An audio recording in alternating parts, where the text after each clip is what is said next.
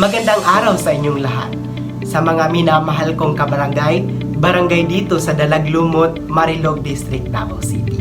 Ako po, si Ginoong Benjo Bongales, buong puso at taos-pusong nagpakilala bilang inyong kandidato sa posisyon ng Barangay Kagawad ngayong darating na barangay eleksyon sa Disyembre 2025. Hindi po ako narito para mangako ng mataas na pangarap.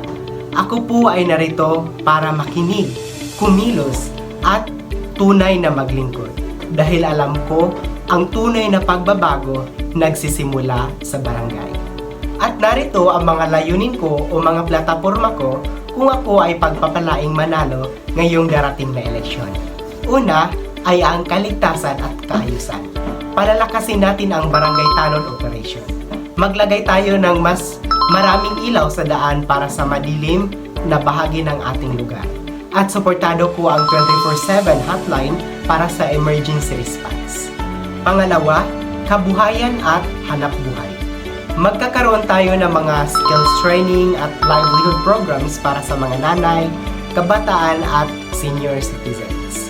Magtutulungan tayo para magkaroon ng barangay job fair taon-taon. Pangatlo, serbisyong pangkalusugan. Panalawigin ang libreng medical check-up at consultation tuwing buwan.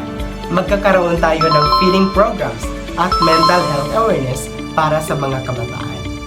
Pang-apat, kabataan at edukasyon. Magbibigay tayo ng school supplies at scholarship assistance para sa mga estudyanteng nangangailangan. Magtatayo tayo ng mga youth development program para sa mga sports, arts, at leadership training. Panglima or lastly, kalinisang pangkapaligiran.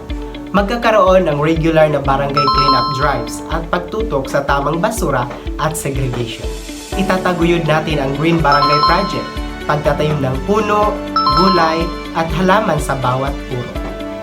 At yon ang mga advokasya ko o plataforma ko kung sakaling ako man ay manalo ngayong darating na eleksyon. Hindi ko po ito magagawa mag-isa, kailangan ko po ang inyong tiwala at suporta upang maisakatuparan ang mga programang ito. Hindi lang ito plataforma, ito ay panata ng isang lingkod bayan na handang makinig, tumugon at kumilos para sa inyo. Kaya ngayong darating na Disyembre 2025, piliin natin ang may puso, gawa at malasakit sa kapwa. Kaya piliin niyo ako, Benjo Bongales, number 1 sa balota para sa isang mas unlad, mas ligtas at maayos na barangay Dalaglumot. Maraming salamat po at mabuhay ang barangay Dalaglumot. God bless everyone and keep safe.